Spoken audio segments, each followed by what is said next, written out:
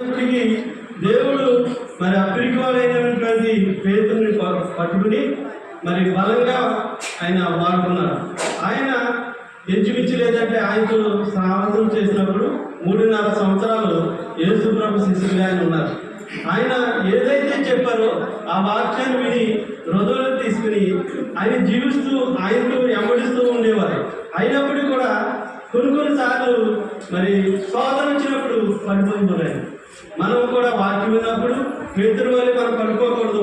పేతురు వలె ధైర్యం ఇచ్చిపెట్టకుండా ధైర్యం కలిగి మనకి సమస్యలు వచ్చినప్పుడు శోధనలు వచ్చినప్పుడు వాక్యాన్ని జ్ఞాపకం చేసుకోవాలి, వాక్యాన్ని చదవాలి.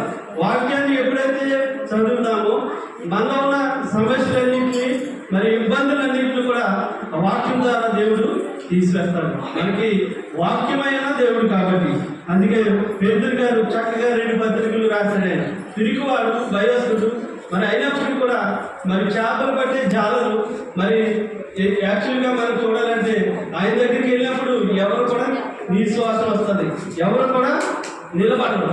కానీ అటువంటి వ్యక్తిని మరి ఆయన పేతురు గారు MBA చదవలేదు, ఇంజనీరింగ్ చదవలేదు, జ్ఞానం లేదు అని మరి దేవుడు జ్ఞానం లేదు అని ఎన్నుకుని ఆయన పేతురు గారు వెళ్ళినప్పుడు ఆయన నీడ పడినప్పుడు కూడా ఎంతోమంది రోగులు స్వస్థపడ్డారు. ఆయన వస్త్రము ఎవరైతే ముట్టుకున్నారో వారందరూ కూడా స్వస్థపడ్డారు. మనం కూడా మరి ఈ లోకంలో జీవిస్తున్నాం, వాక్యం వింటున్నాం, వాక్యాన్ని నేర్చుకుంటున్నాం. మరి ఈ సన్నిధి విడిచిపెట్టి బయటికి వెళ్ళి అంటే మన వాక్యాన్ని విడిచిపెట్టేస్తున్నాం. అవునండి? వాక్యాన్ని ఎవరైనా హృదయంలో తీసుకుంటున్నారా? వాక్యాన్ని ఎవరైనా స్త్రీలు మీరు వాక్యాన్ని ఎవరైనా హృదయంలో తీసుకున్నారా? తీసుకోవట్లేదు. వాక్యాన్ని ఎవరైనా ధ్యానిస్తున్నారా? ధ్యానించలేదు. వాక్యం ద్వారా దేవుడు మీతో మాట్లాడతారు. మీకు సమస్య వచ్చినప్పుడు, ఏదైనా ఇబ్బంది వచ్చినప్పుడు వాక్యమై ఉన్న దేవుడు, వాక్యమే మనతో మాట్లాడుతుంది. వాక్యమే దేవుడు కాబట్టి మన వాక్యం దగ్గరికి వెళ్ళాలి, మనం ప్రార్థన చేసుకోవాలి. ప్రార్థన చేసుకున్నప్పుడు వాక్యం ద్వారా దేవుడు మాట్లాడతారు. కొన్నిసార్లు మనం ఏం చేస్తామంటే ఏదైనా సమస్య వచ్చినప్పుడు, ఇబ్బంది వచ్చినప్పుడు చాలాసార్లు పక్క వారి ఇంటికి వెళ్తాం, పెద్దల దగ్గరికి వెళ్తాం. మరి అయ్యగారు ఇలా ఉన్నాను.